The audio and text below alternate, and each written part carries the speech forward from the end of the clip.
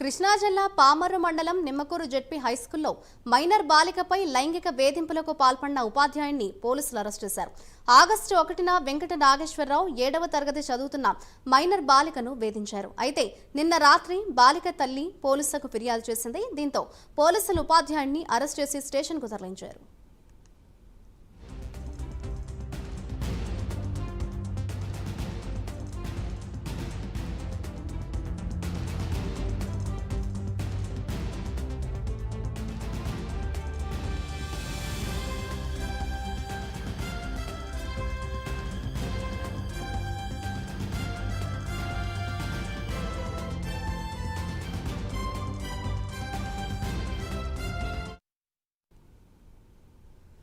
కృష్ణా జిల్లా పామర్రు మండలం Nimmakuru ZP హైస్కూల్లో minor బాలికపై లైంగిక వేధింపులకు పాల్పడిన ఉపాధ్యాయుడిని పోలీసులు అరెస్ట్ చేశారు.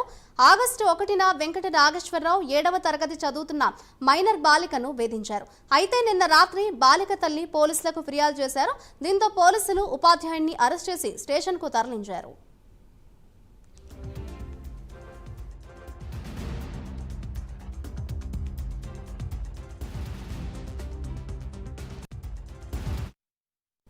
ఇదే అంశంపై మరింత సమాచారాన్ని మా ప్రతినిధి మధు అందిస్తారు. మధు, మొదటి ప్రస్తుతం చూసుకుంటే కనుక నిమ్మకూరు జెడ్పీ స్కూల్లో మైనర్ బాలిక మీద లైంగిక వేధింపులు పాల్పడిన ఉపాధ్యాయుని అరెస్ట్ చేయడం జరిగింది.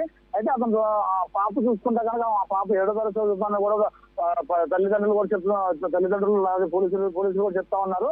అయితే కనుక ప్రస్తుతం చూసుకుంటే కనుక అంటే ఒక ఉపాధ్యాయుడు ఒక విద్యార్థుల మీద లైంగిక వేధింపులు గురి చేస్తాడనే విషయాన్ని కూడా చూసుకున్నా కృష్ణా జిల్లాలో సంచలనంగా లేదని చెప్పుకోవచ్చు. అదేవిధంగా చూసుకుంటే కనుక రాత్రి పోలీసులు మాత్రం ఎవరైతే దాసుడు వెంకట నాగేశ్వరరావు కూడా అరెస్ట్ చేయడం జరిగింది. అయితే కనుక పోక్సో యాక్ట్ చేసిన పోలీసులు కేసు నమోదు చేసి దర్యాప్తు సాగిస్తున్నారు. అయితే కానీ గతంలో కూడా ఇతను ఎవరి మీద అంటే విద్యార్థుల మీద లైంగిక దాడులు చేశాడా అనే కోణంలో కూడా విచారణ సాగిస్తున్నారు. అయితే అతను ప్రస్తుతం చూసుకుంటే కనుక ఈ రోజు అతను కోర్టులో హాజరుపరిచి అతనికి 14 రోజులు రిమాండ్ కూడా విధించాలని చెప్పి ఎస్ఐ ప్రవీణ్ కుమార్ రెడ్డి చెప్తున్నారు.